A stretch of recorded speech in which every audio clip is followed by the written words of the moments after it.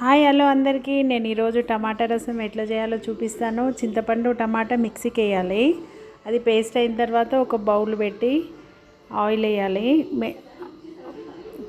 కొన్ని మిరియాలు వేయాలి. మిరియాలు, జీలకర్ర, ఆవాలు, ఉల్లిగడ్డ, పచ్చిమిర్చి, కరివేపాకు కామన్ కదా, అవన్నీ వేయాలి. కొద్దిగా పసుపు వేయాలి. అల్లం వెల్లిగడ్డ పేస్ట్ కొద్దిగా వేయాలి. కలిపి నా ఛానల్ ఫస్ట్ టైం చూసే వాళ్ళు లైక్ చేయండి, సబ్స్క్రైబ్ చేయండి. ఇప్పుడు ఈ పేస్ట్ అంతా తీసి అందులో వేయాలి. పోసైంది కదా. ఇప్పుడు వాటర్ మన పులుపుకి తగ్గట్టుగా వాటర్ పోసుకోవాలి. చాలా టేస్ట్ ఉంది టమాటా రసం ఈ మెథడ్లో. ఇక్కడ క్యాప్సికమ్ కర్రీ చేస్తున్నాను. ఇప్పుడు మసలేటప్పుడు జీలకర్ర, మెంతం పొడి, ధనియాల పొడి, లైట్గా సాల్ట్ వేయాలి.